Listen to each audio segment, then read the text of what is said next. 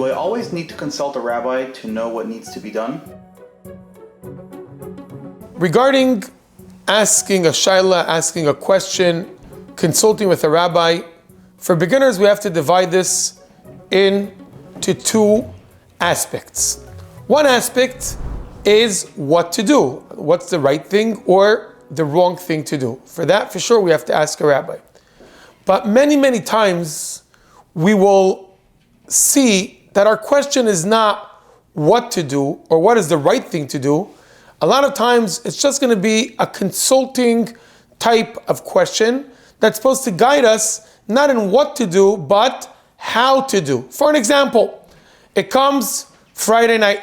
Friday night, we want to have a Shabbos meal.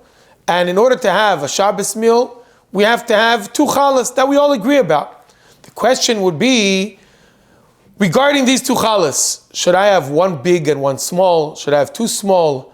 How many challahs should I plan for the people sitting around the table? So obviously such a question, it's not a question that's an essential question regarding do I need challahs or not. We all agree that we have to have challahs. The question is, how exactly should I practice whatever I know? How should I practice whatever I've studied before? And for that, we don't need a rabbi. For that, it's enough just to consult people that have experience in this situation. Yet, many, many times, the question will not just be how to do, the question will be, what should I do? For an example, it comes Friday night, and Friday night, I don't have wine, no grape juice. How should I make Kiddush? Should I make Kiddush on challah? Should I make Kiddush maybe on any type of an alcoholic beverage instead? What's the best thing? This is already not a question of consulting of how, this is a question of what should I do? And then I would need to ask a Rav. And even then, there are a few situations that the answer will be very, very clear. In Shulchan Aruch, open a Halacha book, and there it's very, very clear. I see the situation, I see whatever it says, and then I know this is the right thing to do. However, we know that the Torah is called Torah's Chaim, the Torah of life, and just like in life, we don't usually have a clear-cut situation.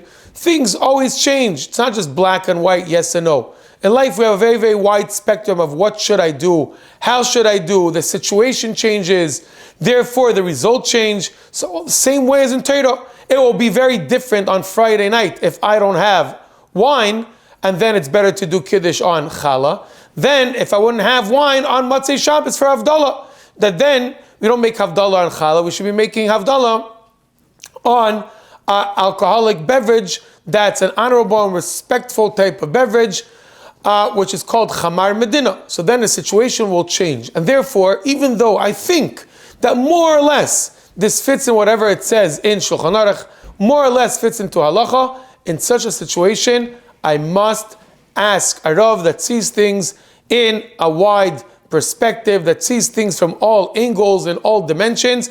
Then I should really ask and consult a Rav. So, to put everything in a nutshell, we said there's a thing called consulting of how to do. You could ask anybody that has experience.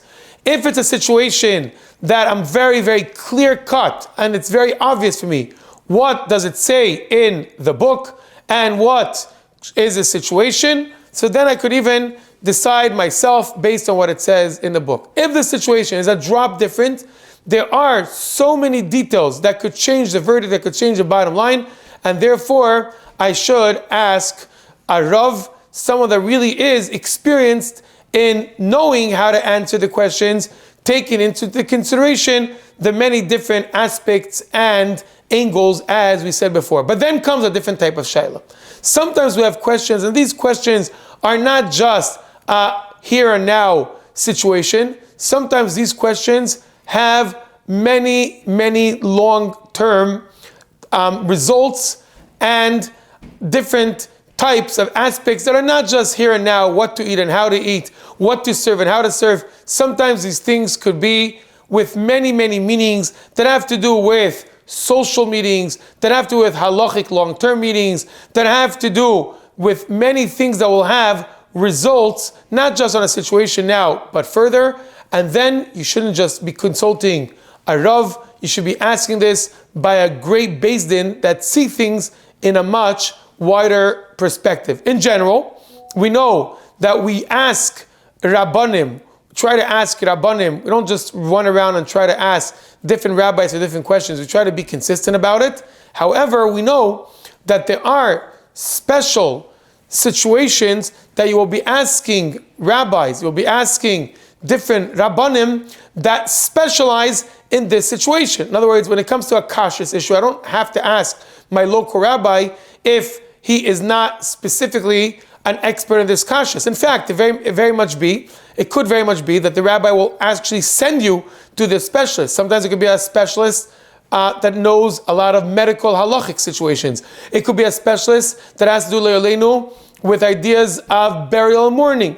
So even though I could be asking my local Rav, and I should be asking consistently a certain Rav in specific situations, not just a Rav that could understand a thing out of a thing and could understand things in a wide understanding, but I should be asking a Rav that specializes in this specific topic, in this specific situation.